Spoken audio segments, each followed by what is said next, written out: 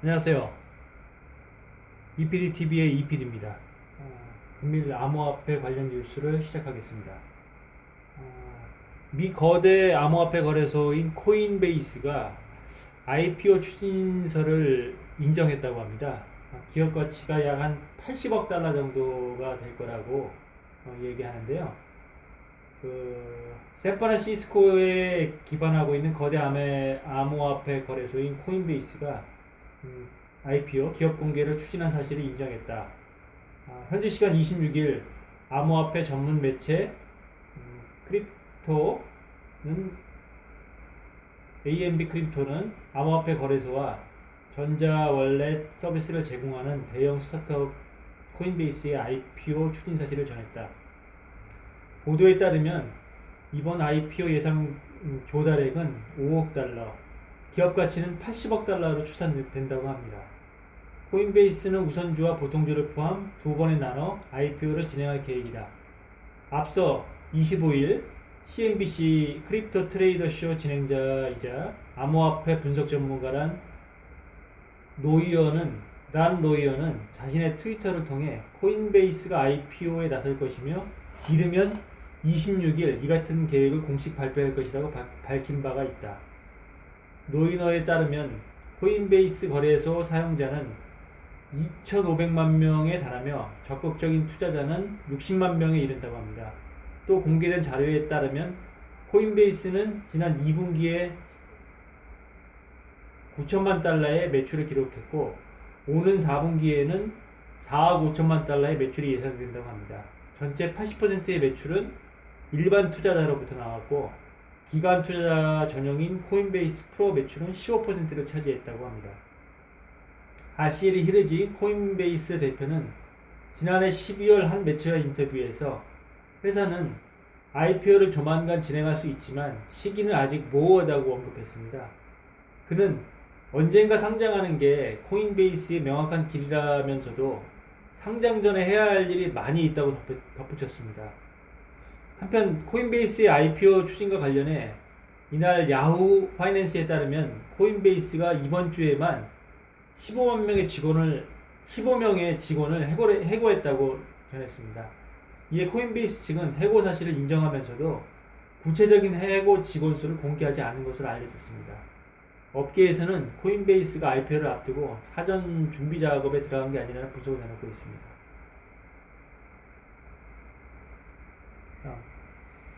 비자 CEO 암호화폐 아직 큰 위협 아니다.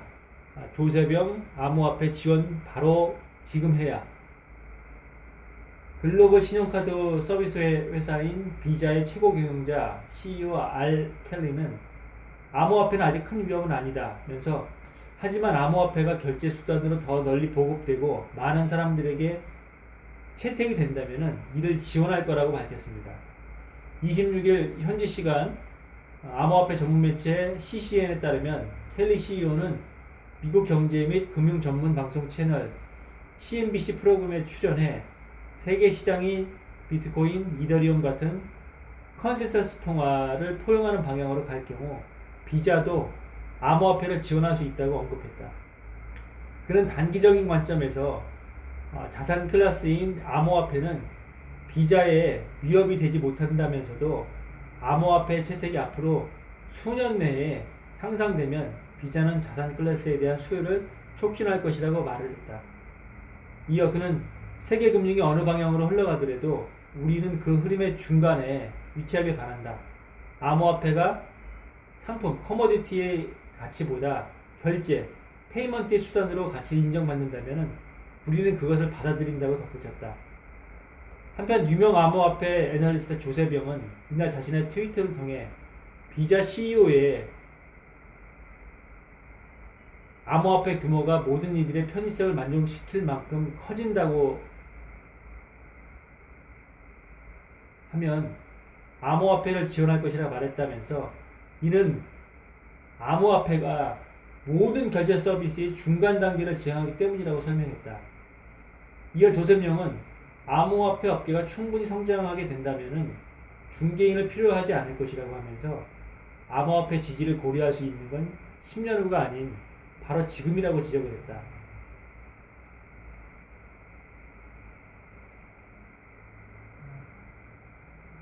아스터카드가 암호화폐 은행에 관련돼서 특허를 출원했다고 합니다. 암호화폐 전문 미디어 CCN이 미국 특허청이 25일 현재 시간에 발표한 문건을 인용해서 마스터카드가 암호화폐 부분 지급 준비금 관련 시스템에 대한 특허를 출원했다고 전했다. 해당 특허는 암호화 자산과 법정화폐 자산을 동시에 추적하는 시스템과 사실상 암호화폐와 법정화폐를 결합한 계좌에 대한 은행 서비스를 묘사하고 있다.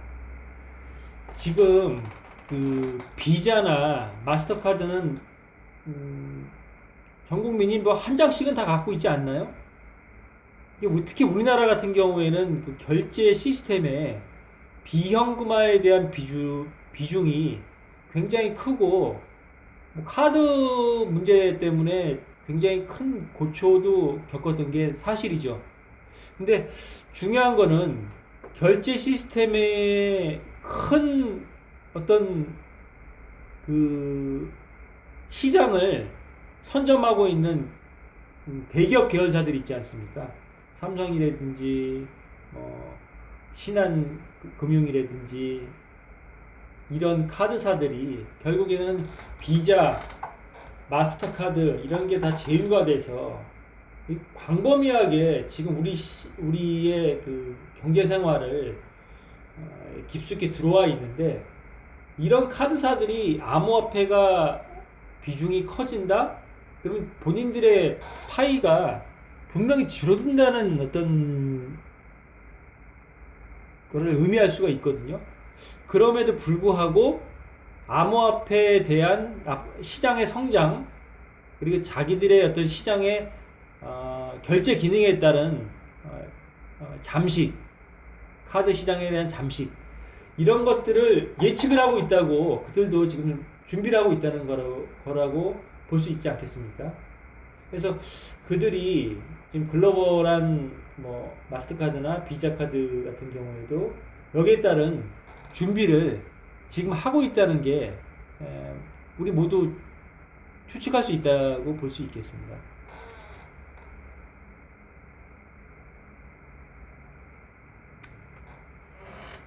우크라이나 3년 내 디지털 화폐 합법화 정책을 마련할 것. 암호화폐 미디어 코인주에 따르면은 우크라이나 경제개발무역부 당국이 디지털 화폐의 합법적 정책 승인을 위한 움직임을 보이고 있다. 미디어에 따르면은 우크라이나는 두 단계에 걸쳐 디지털 자산의 합법화를 준비할 예정이다. 1단계는 2018년부터 19년까지 디지털 자산에 대한 정의와 산업 규제 시스템 개선, 2단계는 2020년부터 21년까지 조건에 부합하는 표준 암호화폐 지갑 서비스 플랫폼을 선정하고 디지털 자산과 ICO 입법에 대한 규제를 제정을 한다는 겁니다. 지금 우크라이나가 어떤 나라입니까? 그 유럽의 동유럽에 위치하고 있는 구소련 연방에서 분리 독립했던 그런 나라인데, 여러분 잘 아시는 분은 아시겠지만은 크림반도를 러시아한테 강제로 뺏기게 됐죠. 근데 그게 이제 핵무기 자체 구소련 연방에서 탈퇴하면서 독립하면서 우크라이나에 많은 핵무기가 있었는데, 그 핵무기를 포기하는 조건으로 뭐 경제 지원이라든지 여러 가지 어떤 옵션을 통해서 그들의 생존 전략을 마련했었는데, 결국에는 러시아 푸틴한테 나라의 영토의 일부를 빼앗기고 현재 그 동부 지역에, 우크라이나 동부 지역에 러시아 국경이 맞닥지고 있다 보니까 거기에 지금 반군을 가장을 해서 러시아군 뭐 그런 얘기가 있습니다. 그래서 지금 굉장히 내전 비슷하게 이렇게 가고 있고, 현실적으로 농업이나 기본적인 1차 산업 위주의 땅 면적은, 국토 면적은 넓지만은 그렇게 잘 살지도 못하고 어떤 새로운 산업에 대한 개발에 대한 어떤 그런 게 솔직히 좀 어렵죠. 근데 이제 이런 나라들이 하나둘씩 그 성장 미래 앞으로의 성장 동력으로 뭐 스위스도 그렇고 어, 유럽의 그 좀 아직 경제적으로 부유하지 못한 나라들이 이런 쪽으로 지금 관심을 갖고 있다는 얘기거든요.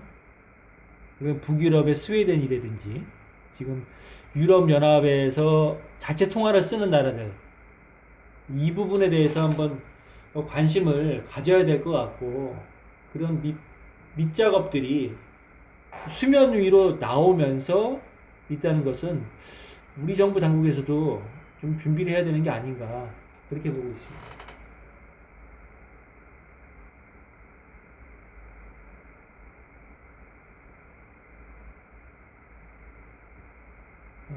이더 대량 이체 발행 1.4만 이더 규모 암호화폐 관련 데이터 제공 플랫폼 서체인의 마켓 데이터에 따르면은 오늘 27일 오후 3시 12분경 이 주소에서 로 1만 4천 개의 이더가 이체됐다. 출금 주소인 이 주소에서 비트 스탬프, 바이낸스, 제미니, 크라켄 등의 거래소에서 수차례 이더를 이체받은 것으로 나타났다. 이더의 대량 거래가 어떤 걸 의미하는지 좀 지켜봐야 될 것 같습니다.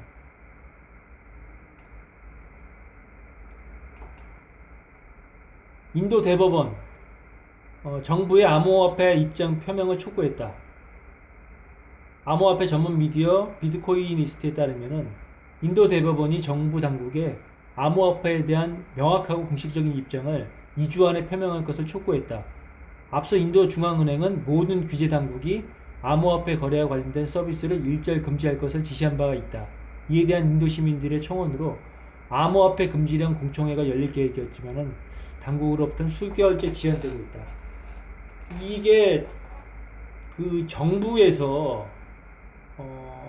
인도가 인구는 많은데 그 개개인의 뭐 신분제도, 카스트제도부터 시작해가지고 빈부격차도 굉장히 크고 개인 계좌를 이렇게 개설하기가 쉽지 않다고 그럽니다. 그래서 어떻게 보면은 그 나라에서 이 암호화폐에 대한 앞으로 좀 많은 그 교육과 홍보가 인지가 된다고 그러면은 폰은 갖게 될 거거든요. 개인 휴대폰은. 그렇다고 하게 되면은 그 휴대폰을 통해서 암호화폐에 대한 거래 이게 충분히 가능한 시장이라고 볼 수가 있습니다. 오히려 개인의 통장 개설보다 더 쉬울 수 있다는 얘기죠. 인도 시장이 만약에 좀 활성화가 되고 그런 움직임이 있다고 그러면은 굉장히 큰 시세에 대한 기대가 가능할 수 있다고 보는데 아직까지는 정부에서는 그 부분에 대해서는 조금 검토까지는 안 하고 있는 거 좀 뒤처져 있고 관망하고 규제안에 대해서 아주 뚜렷한 입장을 표명하지 않는 것 같습니다. 최근 우리나라 주식시장이 상당히 많이 조정을 당했죠. 제가 보기엔 당한 것 같습니다. 제가 왜 이런 말씀을 드리냐면은 글로벌 주식시장의 주요 국가들의 어떤 주가 지수의 조정의 폭보다 우리나라 주가 지수의 그 폭이 상당히 크다는 얘기거든요. 단기간에. 그 부분이 뭘 의미할까? 뭐 많은 얘기들이 나오고 있지만은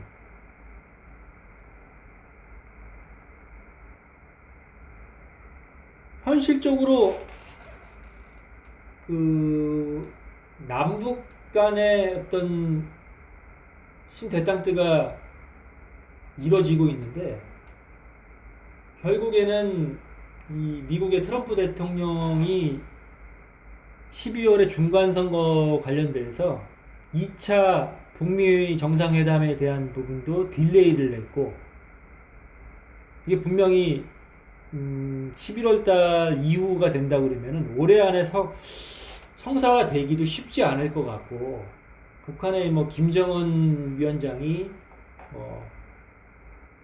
한국을 방문을 한다, 4차 정상회담을 진행을 한다, 이 부분도 딜레이 될 가능성이 크거든요.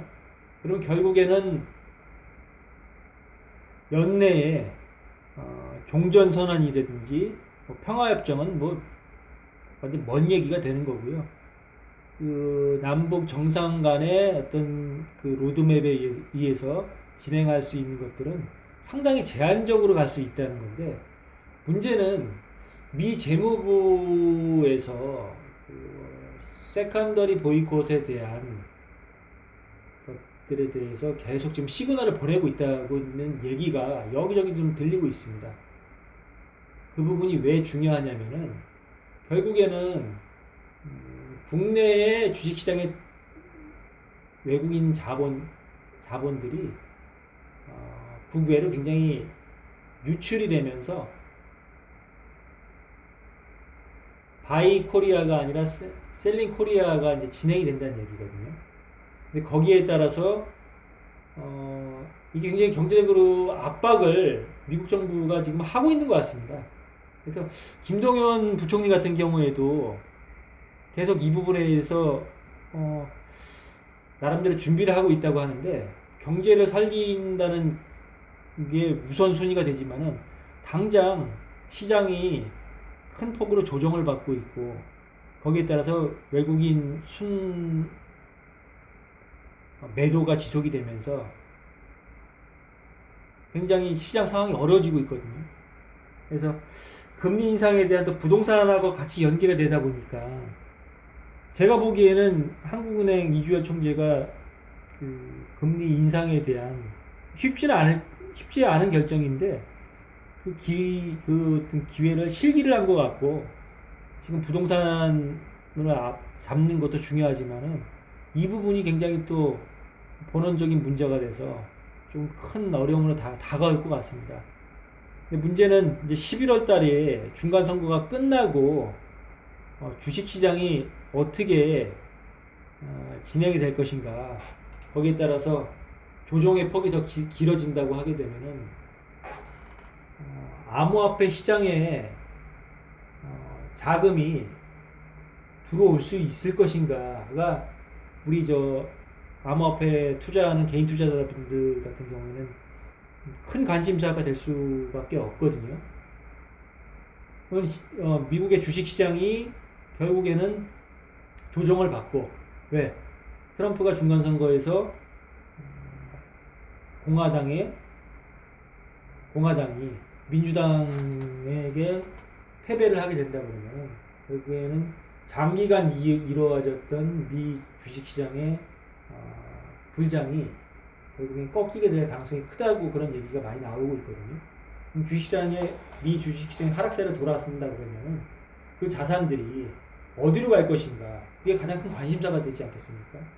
결국에는 미국 금리도 그렇게 높은 금리가 아니기 때문에 주식시장을 상대적으로 공격적인 투자자라고 생각했던 그런 주식 투자자들이 은행의 예금 금리로 몰린다고, 이렇게 많은 부분을 몰린다고 생각하지는 않거든요. 채권 시장으로 일부 갈 수는 있겠지만, 그러면 그 주식시장의 조정으로서 빠져나온 그 자금이 암호화폐 시장의 일정 부분만 간다 하더라도 시세 분출은 굉장히 크게 기대할 수가 있다는데, 그렇게는 쉽게 되지 않을 거라고 생각이 듭니다. 그러니까 문제는 결국에는 백get이나 코인베이스나 이런 게 거래소들이 상장이 되고, 피델리티, 주요 투자 자산운용사들이 자금이 들어오게 된다고 그러면은 이 사람들이 아무데나, 아직 제도가 정비가 되지 않은 상태에서 아무데나 투자할 것 같지는 않거든요. 그렇다고 하게 되면은 기관 투자자들이 그들끼리 나름대로 딜이 있을 겁니다. 기관 투자자들이 세운 그 암호화폐 거래소들, 아까도 언급했던 백켓, 코인베이스, 피델리티 그런 쪽에서 진행을 하고 기존에 이렇게 돼 있던 바이낸스나 후오비, 비트렉스, 크라켄 그런 거래소를 통해 가지고 진행을 하게 된다는데 결국에는 자금이 아무리 많이 들어온다 하더라도 모든 코인들이 올라가기는 어렵다는 얘기죠. 지금 그 코인마켓캡에서 암호화폐가 발행된 게 지금 2,700개, 2,076개 이렇게 돼 있는데 이제는 본격적으로 옥석이 가려지는데 그 가려지는 그 폭이 굉장히 될 수밖에 없는 그런 구조고 결국에는 서두에 언급했던 이런 극소수의 지분이 많이 보유가 돼 있고 그리고 거래소에 기관 투자자들이 참여되어 있는 그런 우량 고가의 거래대금 확보가 되어 있는 그 종목 위주로 개별 장사가 될 확률이 높다고 이렇게 생각이 듭니다. 오늘 뉴스는 이것으로 마치겠습니다. 감사합니다.